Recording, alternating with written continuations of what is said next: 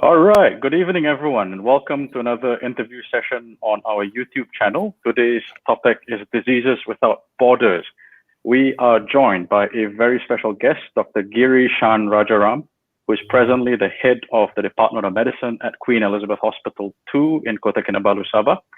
Dr. Giri was in the news recently for winning a Weidenfeld-Hoffmann scholarship to study international health and tropical medicine at Oxford University. It is a very prestigious scholarship with only 30 recipients every year worldwide. This is on top of the Endeavour Leadership Program Award he won last year from the Australian government. As an infectious diseases physician, he has been involved in very influential malaria research that has had an impact on international guidelines on malaria treatment. At Oxford, he looks forward to studying under Professor Peter Hawby, who is the chief investigator for Oxford University's Jenner Institute, which is running the world's largest clinical trial to identify treatments for COVID-19 patients. As you can imagine, we are all very excited to have Dr. Giri on our show tonight. Dr. Giri's interrogation will be led by our very own Dr. Gerry Bodeker and Marcus Ho. Dr. Gerry is joining us from Perth, Australia. He received his doctorate from Harvard. He is a member of Green Templeton College at Oxford, a university he taught at for 2 decades. He is a professor of epidemiology at Columbia University and currently the chair of the Mental Wellness Initiative at the Global Wellness Institute. Marcus is joining us from Malaysia's current COVID-19 hotspot in Kuching, Sarawak. He is a first-year medical student at King's College, Cambridge, with a special interest in using artificial intelligence to understand brain behavior. As always, please do feel free to ask questions through the YouTube dialog box, and we'll try to get through as many of them as possible. Dr. Giri, welcome to the show. Thank you, Faisal, for the incredibly generous introduction. You didn't have to go that length to it, but thank you, and happy to be on the show. Yeah, I was being brief, Dr. Giri. If I had to read out your whole resume, I think that'll be the whole show. So I was being economical with the details there. So anyway, I'll kick things off by asking this. I read recently that dengue fever numbers are exploding in Southeast Asia. Experts are attributing this to the lockdowns that are happening around the region. With all the attention focused on COVID-19, have you seen a diversion of healthcare resources from other established infectious diseases such as dengue, malaria, and others? That's a really good question, Faisal. If I sort of look to it, you can break it down to two things. One is sort of the health system capacity itself when it comes to coping with the surge in numbers of COVID-19 cases. And the other thing is from a public health aspect. So if you look at things like malaria, dengue, tuberculosis, HIV, they've had very well-established programs in place to sort of keep numbers down, drive numbers down. For diseases like malaria, in fact, we're talking about elimination by 2030. And for context of Malaysia, human malarial species is sort of we're on track towards elimination of human malarial species. So the true impact to diseases like malaria, TB, and dengue, we're probably only going to see it much later on when we sort of extrapolate data and look at data on how it adversely affected the control of the disease. But there has been modeling studies which have looked at the potential impact with regards to control and health system capacities for diseases like TB, malaria, and HIV in particular, particularly in low and middle income countries. And what's thought to happen, what's projected to happen is that we would see perhaps the adverse effects in probably next 3 to 5 years. Because for things like, I'll take an example of tuberculosis. What would sort of adversely affect tuberculosis would be things like patients coming and seeking diagnosis. The presentations can be similar to COVID-19, predominantly respiratory symptoms. You might have delays in health-seeking behaviors among affected people, and that might translate to, in fact, delay in treatment and perhaps more spread in the community. If you look at HIV itself, you might have things like, again, delay in health-seeking behavior, because the supply chain might be affected for various reasons. People might not get their medications in time, and that might lead to condition where patients are not suppressed for treatment. And all this, once again, the effects you would see in the longer term. So the short answer to it, yes, you would expect. And I think the true impact and true measure of things is probably somewhere down the line. And when we look at data, we'll probably see that more clearly. Got it. Okay, thanks for that, Dr. Gerry. I'm going to hand over to Dr. Gerry now, and Marcus as well. I think they've got some pressing questions for you. All right. Thanks, Faisal. And Dr. Giri, welcome and congratulations. We're all delighted in the Oxford-Cambridge Society of Malaysia that you've won this prestigious award. And as someone who has been in the Division of Medical Sciences at Oxford for 20 years, I am very pleased to learn that you're going to the absolute epicenter of COVID research, working with Professor Peter Horby, who with his colleague, Dr. Sarah Gilbert, Professor Sarah Gilbert, is heading the Oxford team on vaccine and treatment development.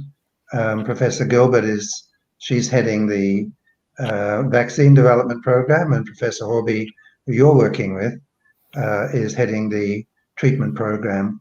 And I think everybody would be pretty interested to know from you what the Oxford team is doing, what is innovative about it, how long we're going to have to wait for vaccines and treatments, and what form they'll take.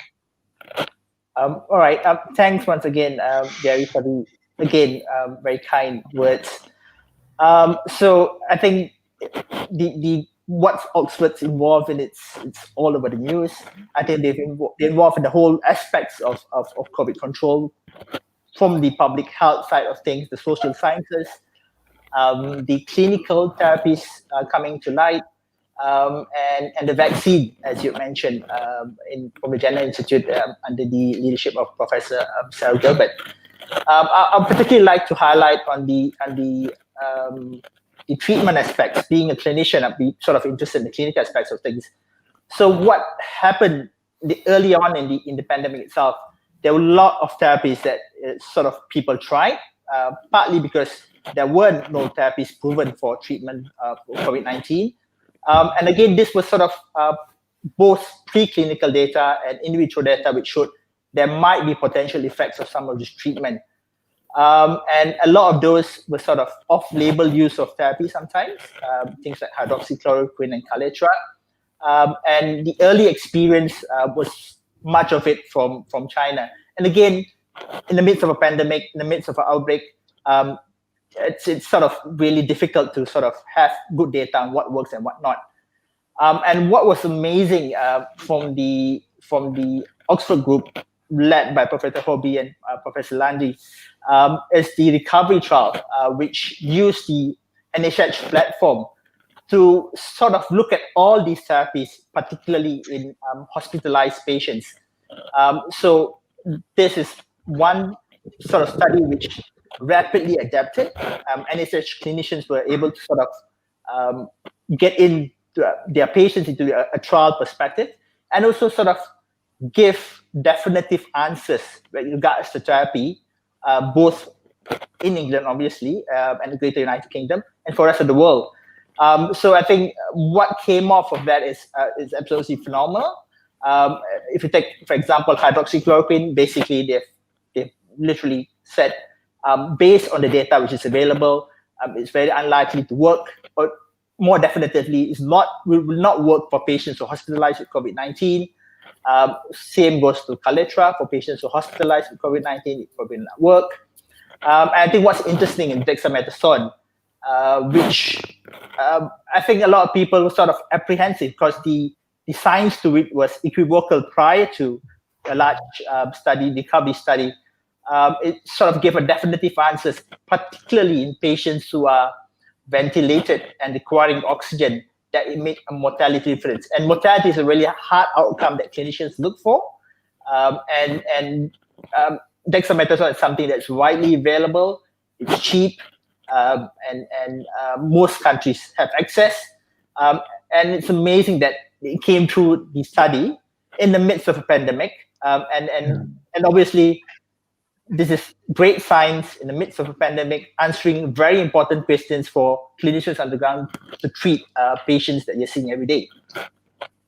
Thank you. And so what are we going to see as front-runner treatments? And do you think they'll be able to be made available off-license as generics for lower-income countries? All right.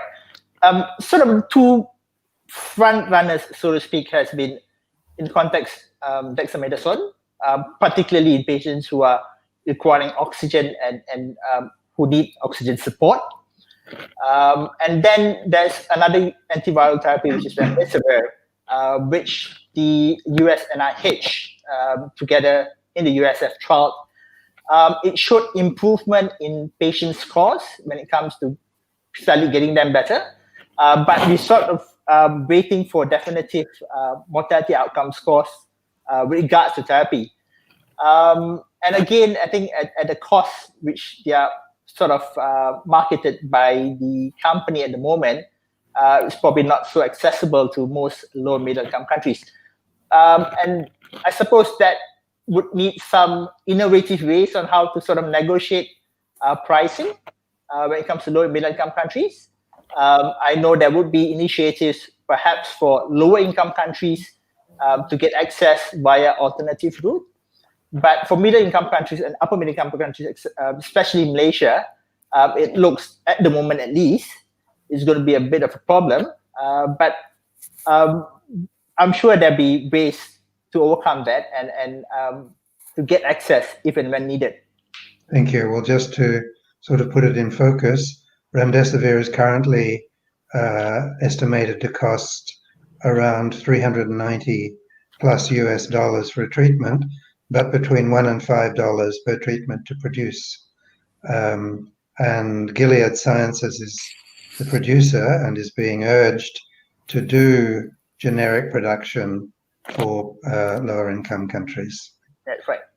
Now, I know that Marcus has a question. Should we go over to you now, Marcus? Yeah. So, hi, Dr. Giri. Before I go on, I just want to congratulate you once again on your achievements. And it is my pleasure to have this interview with you. So I will start off with a question that's still related to COVID-19, since it is one of the main issues affecting the world currently. So Malaysia has been ranked as one of the top 10 countries in handling this pandemic. And part of this success can be attributed to the quick actions of the government, one of which is mandating the wearing of masks. So while this issue is not particularly pertinent to Malaysians, perhaps more relevant to the other side of the world, but there has been many confusions about the efficacy of wearing masks, and there's a growing sentiment of refusing to wear them in public in order to protect themselves against the virus. So as a doctor, what is your opinion in handling this issue? Thank you very much again, Marcus. I think another terribly important question, and it sort of brought to light a lot of things and what we've learned in this pandemic itself. One of the things you realize, I think most of us realize in this pandemic, is how fast the science has evolved. I think it's evolved in an incredible pace, breakneck speed almost like, and what we're learning constantly evolves. In fact, I'm learning something new every single day. And with regards to masks, I think previously there was general consensus that you use masks if you had symptoms. And that was the sort of traditionally held belief by most clinicians and public health specialists, where mask usage it usually helps if you're symptomatic to prevent transmission. But as we sort of moved in this pandemic itself, what we've realized is there is a proportion, in fact, probably a significant proportion of patients. The vast majority generally have mild disease anyway, but there's a significant proportion of people who are asymptomatic or pre-symptomatic. So pre-symptomatic meaning they have not manifested symptoms. So although they're not manifested symptoms, the viral studies of things have shown that they probably still have comparably high viral loads in the upper respiratory tract. And this would make transmission technically possible in the context of a closed setting and poor ventilation spaces. So part of the measure of protecting individuals from spreading is the use of mask.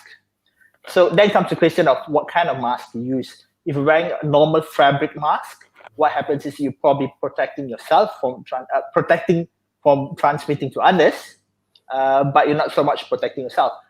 But when you use a 3-layered protective mask, either fabric or a surgical-based mask, which you commonly can get, that protects both the individual and also the person who is wearing it. So again, I think this, and this is seen as one of the measures that probably would have a significant impact in reducing transmission, particularly in the groups where asymptomatic or mildly symptomatic and you sort of don't really manifest symptoms. And if we look at sort of, as you mentioned, East Asia in particular, I think the experience from a lot of emerging infectious diseases, for example, SARS and MERS, when it comes to the Middle East, has taught us to be sort of more vigilant or more hyper-vigilant, in a way. And the acceptance of mask wearing is generally better when it comes to this part of the world. Again, I think in certain parts of the world, it's a little bit more difficult. But I suppose that's where the scientists are always, and that's where policymakers are always, is the need for constant engagement with stakeholders.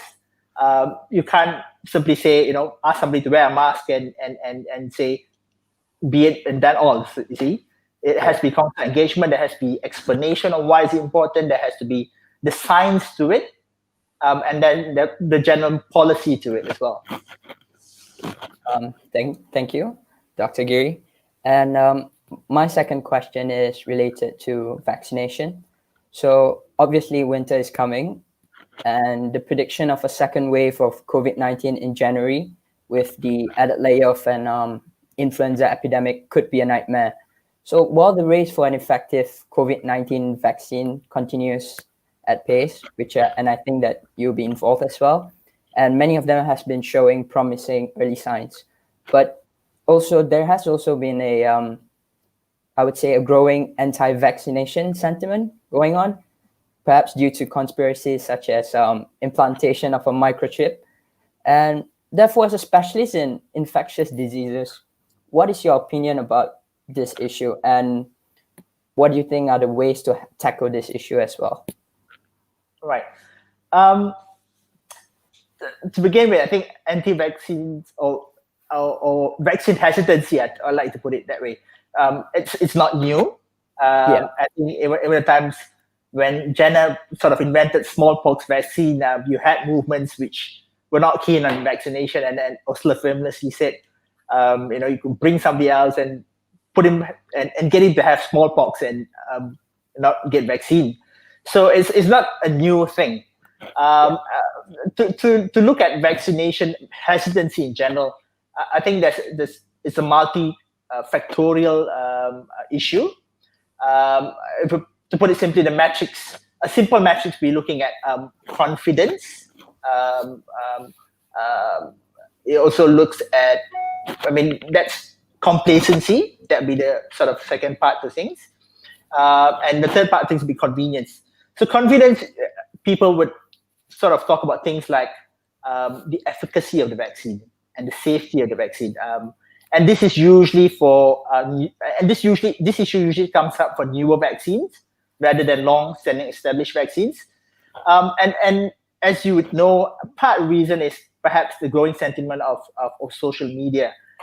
When you have a post which has, you don't have to completely say vaccine is not effective, but sort of brings up questions about vaccine, people automatically get engaged to something like that, and people would rather sort of pick up and read something like that.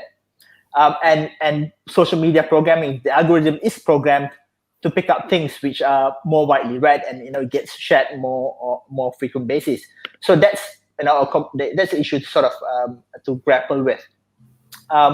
Then there's a whole issue of complacency. So in countries where you've sort of eradicated or sort of eliminated or brought numbers of vaccine preventable disease to very, very low numbers, people start to question, I'm not seeing this in here. Why should I get vaccinated? Why should I get my child vaccinated? And that's a sentiment that generally goes in most places. So that's complacency to vaccine preventable diseases.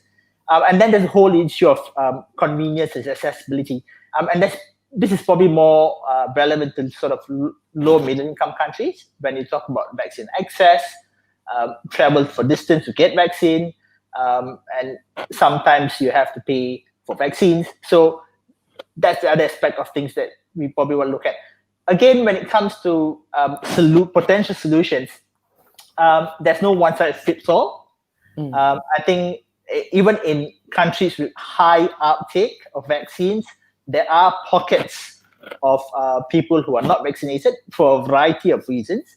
I think it's important for countries to know where these pockets are.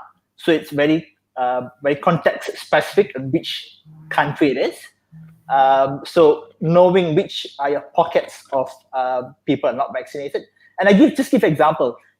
If you have a state or a country with a high migrant population, and you have a lot of these migrants who are unable to get vaccination because they're not subsidized for healthcare costs, that leaves a huge pocket of people or children not being vaccinated. And that can translate to sort of outbreak of diseases. And that's very different from a country where vaccination is not taken up because there's a huge number of people just having strong opinions on not getting vaccine. So that's why it's context specific in which country which country is happening in. So the countries have to know what is happening locally, and what's the pockets which are not getting vaccinated, number one. Number two is constant engagement. I think scientists sometimes, or doctors in general, some doctors obviously do it a lot better than others, but doctors in general don't communicate science as well because of the fear of being perfect. There's a lot of the science out there is sometimes incomplete and imperfect, but this has to be communicated, and what is imperfect has to be communicated, because it's much better to hear the imperfections on what we know or the pockets of what we don't know from somebody who has that background experience, example, a scientist or a doctor or a physician, rather than somebody sort of interpreting the data in ways which might not be right. And then obviously addressing the convenience part of it is building programs. I think Malaysia has been good at building good, robust vaccination programs to build upon, particularly when it comes to childhood vaccinations.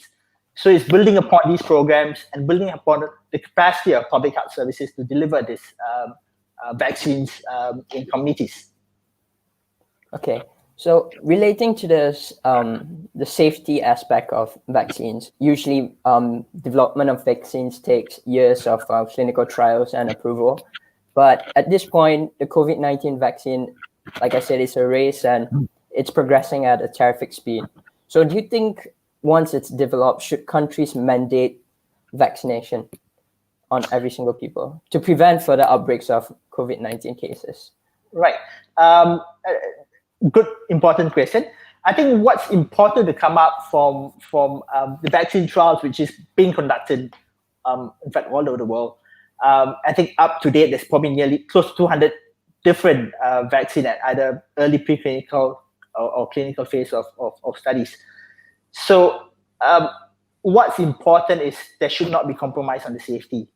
All right. And I think what's happened is most vaccines which come to phase 2, phase 3, I think the example for the Oxford vaccine in particular, they have very robust phase 1, phase 2 data. In fact, large numbers of phase 1, phase 2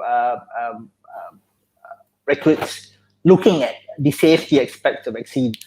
The Oxford vaccine had close to 1,000 recruits in total for the phase 1, phase 2 trials.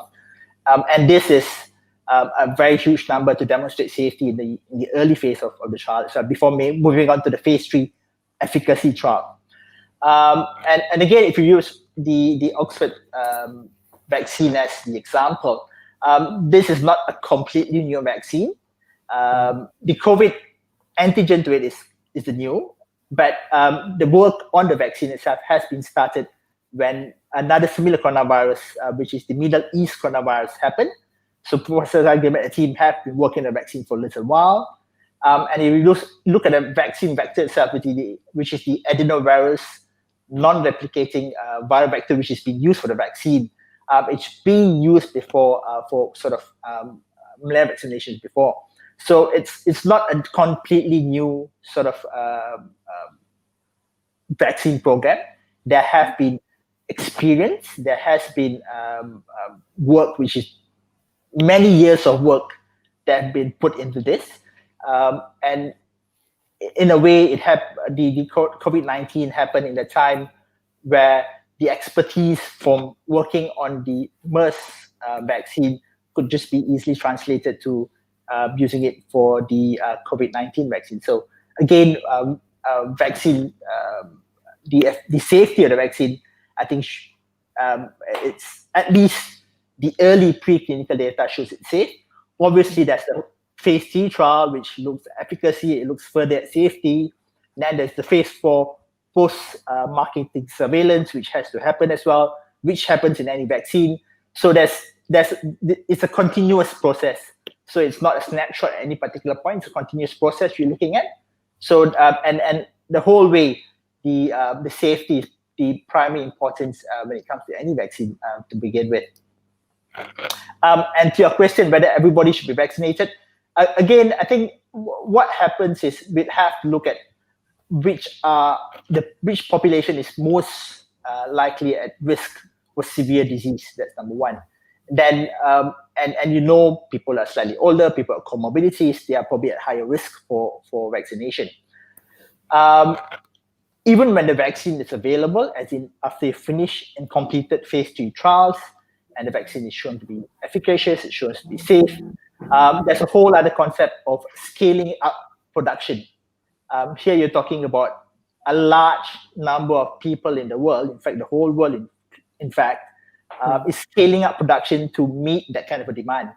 And I think you would have read the press and you've seen there's sort of vaccine nationalism now, where countries are sort of trying to cherry pick and try to get ahead on vaccines they have. So there should be a more equitable mechanism when it comes to distribution of vaccine. Countries should sit together. Ideally, doesn't happen most of the time, but countries should sit together and talk about issues on how are we going to make sure that this vaccine, when it becomes available and scalable, is given to the people who most need it in the whole world, and just not one particular country.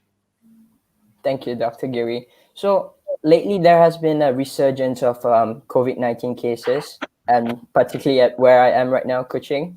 So do you think there is anything else Malaysians could have done better to better manage this pandemic while balancing the effects of economic recovery? All right. Again, I think really good questions, Marcus.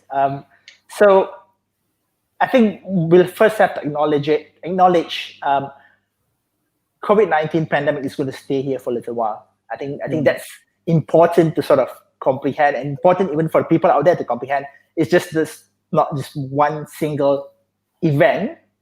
It's something that's going to be continuous at least for the next couple of years.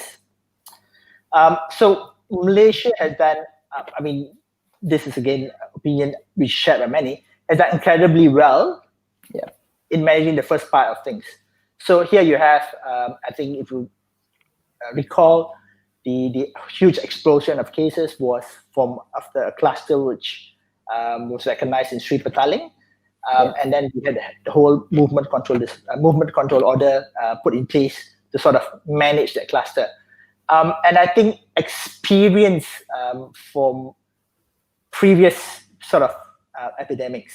Again, Nipah, which was novel and which was first seen in Malaysia, experience from SARS, experience from MERS. I think Malaysia was able to draw all the experience from managing these outbreaks before. The other sort of amazing thing which happened during that time, you saw a lot of public-private partnerships. So we were able to scale up testing capacity from 6 initial labs, which were able to do COVID-19 testing, to sort of 40, 45 labs within a span of a month. Scaling up testing when it came to test, trace, and isolate as a strategy. We're able to scale up ICU beds within a short period. I think it's about, if I recall, it's about 80% scale up with critical care beds within that short period. Scaling up ventilators up to about 50% within that short period. So the ability to sort of mobilize all these capacities within a short period of time.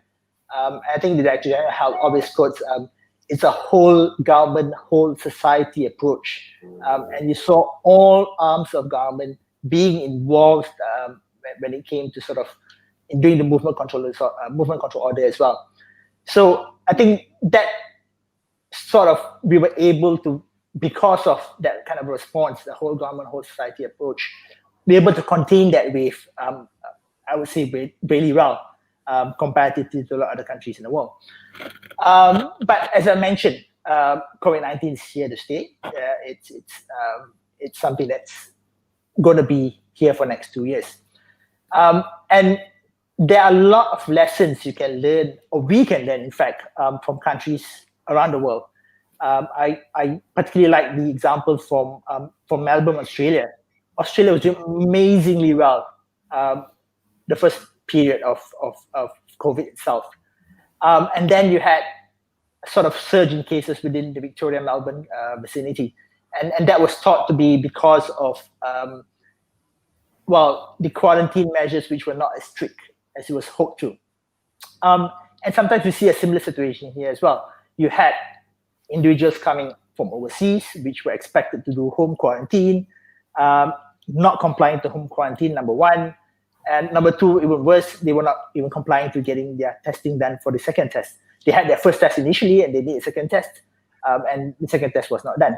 So these are all lessons that learned, and the government or the ministry quickly adapted by sort of mandating quarantine and quarantine centers after that. So again, I think the pandemic is new to all of us. The science is evolving all the time. What's important is we follow the science, learn lessons, adapt fast, and change strategies real time, because there is not going to be one strategy that's going to sort of contain. It's going to be multitude of strategies, and it's about adaptability of being able to maneuver through strategies decisively, fast. So I like to quote Mike Ryan, who says, "Speed trumps perfection when it comes to infectious diseases outbreaks."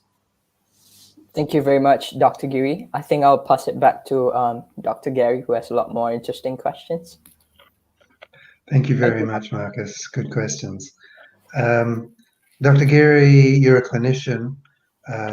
We're obviously learning as we go with this COVID epidemic. And one of the things we're finding is that what we thought was a respiratory disease is now showing up as having neurological effects, cardiovascular effects, possible renal effects. As a clinician and a researcher, can you give us an overview of what we know now about the systemic effects of COVID-19 and some of the enduring post-recovery effects? Thanks, Gary. Again, important question.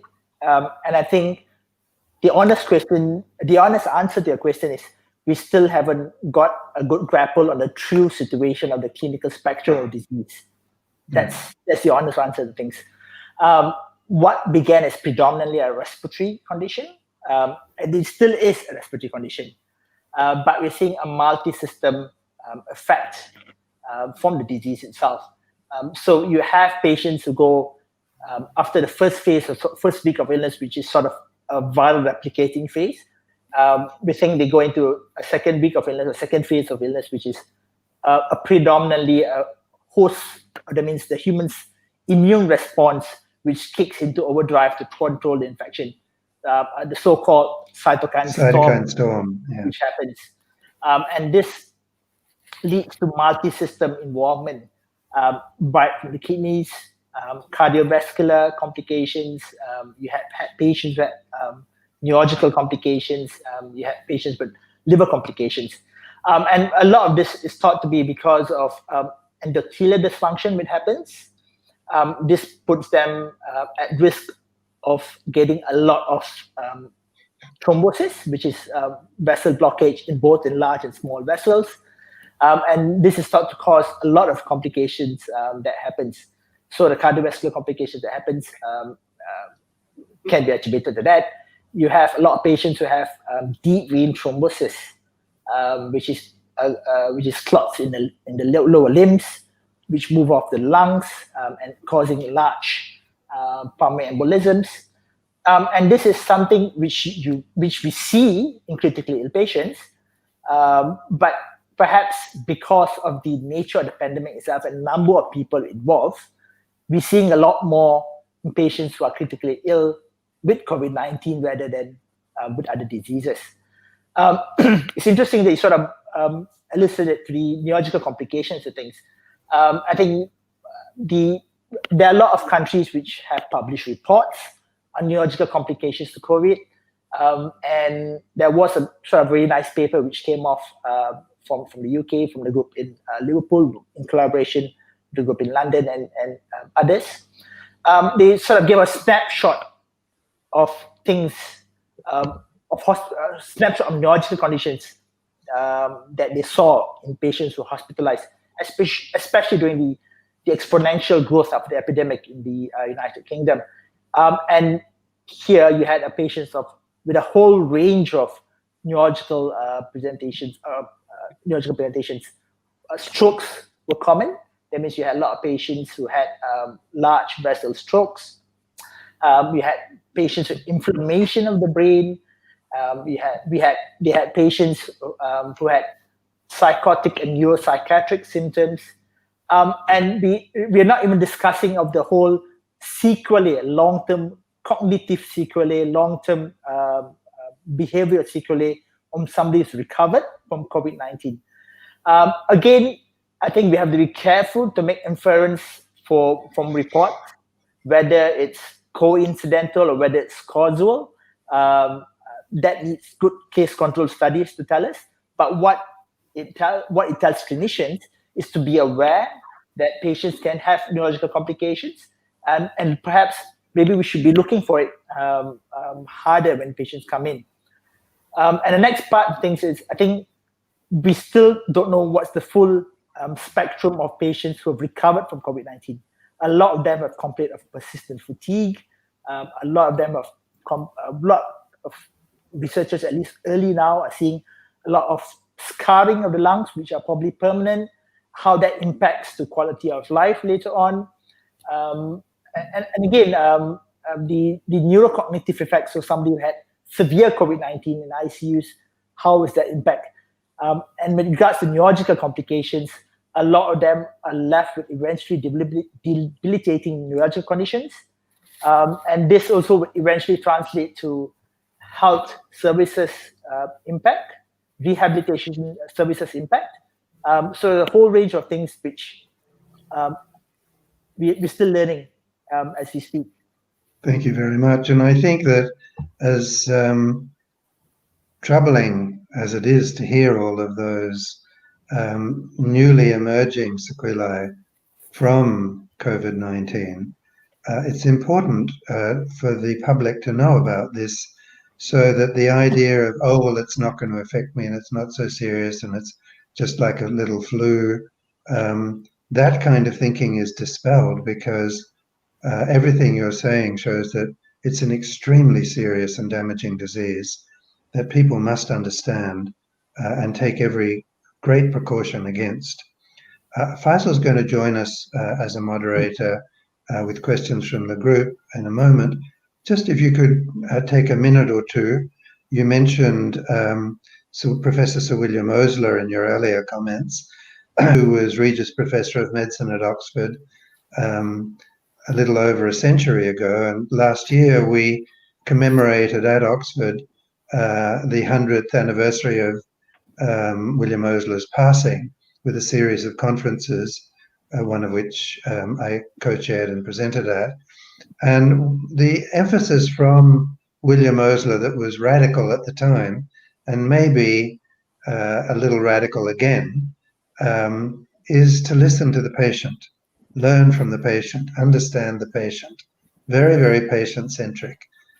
Taking Sir William Osler's perspective, how would you feel that, and this is my concluding question, and just a brief perspective from you, because I know Faisal's got questions of his own and also from the group.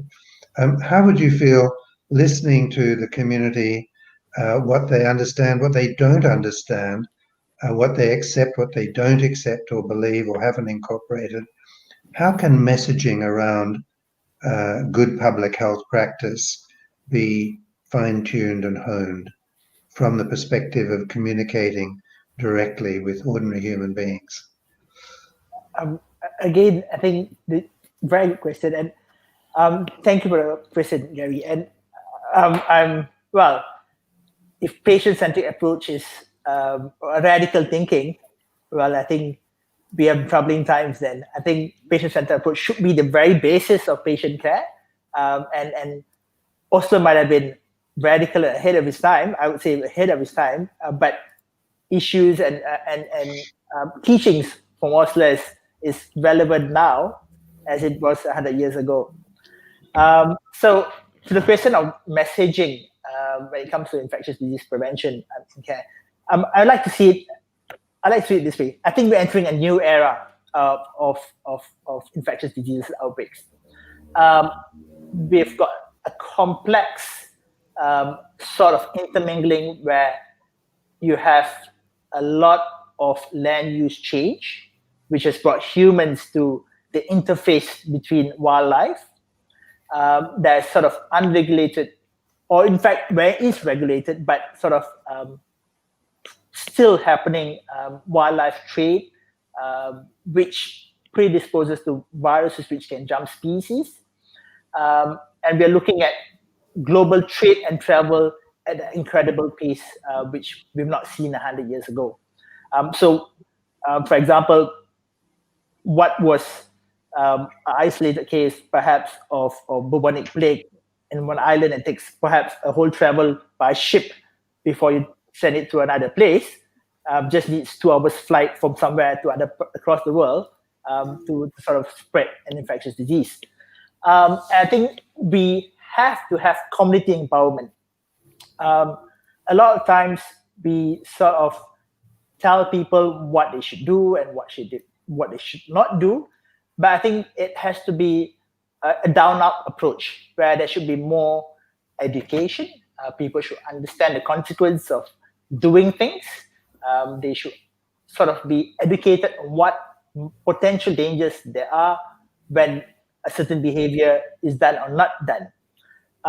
And I think that's the very essential basis to start off from. I know a lot of public health messaging is that, but I don't think we have reached a point where we've got a good general grasp of things. And then moving up, you talk about, for infectious diseases, interventions for infectious diseases is usually very simple. As simple as providing safe water and sanitation can make a huge difference when it comes to outbreaks of infectious diseases. So getting basic facilities in communities, making sure it's there, making sure it's available, making sure access for basic necessities in public health. And then immunization, that's a topic we just spoke about. A lot of infectious diseases are vaccine preventable. So when you have a drop-off in vaccination in different groups, you're obviously going to get you're going to lose the so-called herd immunity, and you're going to have a lot more people susceptible when there's an outbreak that happens to spread through the community. And then very basic things. If you look at the messaging for COVID-19 itself, it's about washing your hands, covering your mouth when you cough, and wearing a mask when you go out. It's really simple things that matters and makes a difference, particularly in public health. Yeah. And that's a whole other sort of dimension to things. You're talking about social determinants of health with health inequalities. And again, this needs a whole society approach. It needs engagement with multiple partners and stakeholders to sort of address the socio-economic disparities. I think the critical thing about COVID, it exposes the fault lines in communities, because if you look at outbreaks that happen in other countries, it's usually in detention centers. Large outbreaks, when I say detention centers, care homes, within minority groups. So, and these groups have traditionally been sort of underserved and marginalized. Yeah. Correct. Yeah. So there's a whole big perspective to things to address. Yeah. Thank you but very much. Yeah, I think now we want to give some airtime to our participants, and we'll go back to Faisal. Dr. Giri, thank you again very much for the conversation with Marcus and myself. It's been very enlightening, and you've certainly stimulated some questions from our audience. Faisal, over to you. Sure. We've got some audience questions on YouTube, primarily from the Marcus Ho fan club. The first is a message. Marcus, someone in my class likes you. Next one. JP Sim has a question for Dr. Giri. What infectious diseases do you think our country has to prepare for in the future? And in the same vein, Kirke Leong asks, in your opinion, do you think that COVID-19 can be eradicated successfully in the future? All right. I'll take the first question first on the infectious disease we have to prepare for in the future. Let's put this simply. We've got the largest sort of, the most new infectious diseases are re-emerging or emerging newly, up to 1/3 of it. Okay, and we have to address the pertinent question on why is this happening. I think we spoke about this before. It's a lot to do with land use change, a lot to do with how we sort of have come to sort of the interface between wildlife and humans, how although legislation and regulation is there for wildlife trade, but it's still happening, and global travel and trade, which is sort of rampant. So I think it's important to move our thinking to, we perhaps might be moving to a pandemic era, and we perhaps have to take stock and responsibility to see what we can do to make sure that it's safer for all of us. And so things like empowering communities when it comes to conservation environment, that has to be seriously looked at. When you're talking about legislating wildlife trade, you're talking about not allowing free wet markets with wildlife. These are all government legislation which has to be made and has to be enforced upon.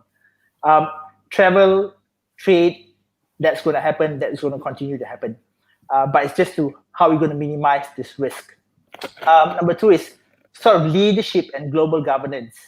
Again, this pandemic sort of had leaders come up, and you had leaders, didn't show up in this pandemic itself. So as an agency itself, sometimes WHO, people have questioned the whole viability of WHO as an organization. But what people don't understand, WHO by itself doesn't have power to legislate or compel member countries when it comes to providing information. So the whole structure of global governance perhaps has to be looked at, has to be tweaked upon, has to be improved upon. When it comes to what potential emerging infectious disease we might be seeing in the future, I think, every clinician, everybody was, prior to coronavirus, COVID-19, everybody is betting on next influenza, which is going to happen, simply because it easily shifts its antigens, and that it sort of can combine virus between avian influenza and in pigs, and that's what every infectious disease would put a bet on as the next pandemic, if you asked us before COVID-19. But it just shows that there are a lot of things out there we really don't know. There are a lot of wildlife viruses which has the potential to adapt to humans, and then have that whole chain of causing human-to-human transmission. So coronavirus is obviously one of them, and it's proven time and again. Influenza, definitely. We all watching it very closely because if you remember the 2009 influenza pandemic, we thought that would be the next big pandemic. But looking back, it's probably a bit of a false alarm now when you compare it to COVID-19. So yeah, I mean, influenza, but there are a lot more out there which we still don't know. Perhaps better surveillance on what are the potentials, and there are agencies doing that, looking at wildlife, sampling wildlife, looking at whether viruses from wildlife, bacteria from wildlife can adapt to humans and have the potential to cause pandemics. And I think the second question to it as well. Yeah, is basically whether COVID-19 can be eradicated successfully in the future. Well, we have eradicated infectious diseases. Smallpox being a good example. We are close to eradication for polio and measles. We are not there yet, but we have successfully eradicated infectious diseases. And I think it wouldn't just be one sort of strategy, and it all depends on the adaptability of the virus itself. By the looks of things, we have coronaviruses which have adapted to human transmission, which basically causes low and not serious infections. We think, I mean, at least what I think now, it's going to be one of the circulating viruses, depending on how much variation or how much shift in the genetics that happens over time, to make it either less transmissible virulent or more transmissible virulent. But as of yet, we've not seen any of those. But yeah, it might just be one of those viruses which circulate amongst us, around us. Okay. I'm just a bit mindful of the time. It's already sort of like 8:56. I'll throw a firecracker in here. What are your thoughts on the viability of green lanes and travel bubbles with Singapore and other countries in the region? You described a lot of uncertainties, things that we know, things that we don't know. Is this somewhat premature in your view? I think there's a lot of things we have in common. For example, like Singapore, that we are dependent upon supply chains, we're dependent upon trade, we're dependent upon human sort of traffic regards to work. There's a lot of stake economically to sort of, not think about options on how to open safely. But I think the background, the thing is, we have to ensure that community transmission is low in both places, and there should be sort of general consensus to begin with on what low is when it comes to transmission, and what kind of travel which we allow, whether it's just purely long-term pass holders, people who work first, because the travel bubble, at least for Malaysia and Singapore, is a litmus test for Greater ASEAN, in fact. So if we can make a travel bubble between Singapore and Malaysia work, this is potentially a way where you can sort of open up to other countries safely. And as I mentioned, the COVID-19 is not going away anytime soon. You might have one of those countries having outbreaks. And then what do you do? And these are sort of questions that should be thought upon earlier on and negotiated upon earlier on, because suddenly unilaterally shutting down one country can potentially trigger the pragmatic role, which is not great when you're talking about after it happens. So it's addressing all these pertinent issues from the offset before opening travel bubbles. And again, I think it is something that has to be looked at because of trade, travel, human travel, and family connections perhaps. But it has to be done rooted based on science. Number one, there should be good diplomacy in both ways. And again, as I mentioned, this is probably a litmus test for Greater ASEAN, whether it's viable. Dr. Giri, thank you so much for that. We are all rooting for you and hoping all the best for you and your time over at Oxford. Dr. Gerry as well, thank you for the questions, and future Dr. Marcus as well. Thank you for speaking to Dr. Giri today. Once again, it's been an absolute pleasure. Thank you so much for joining us tonight.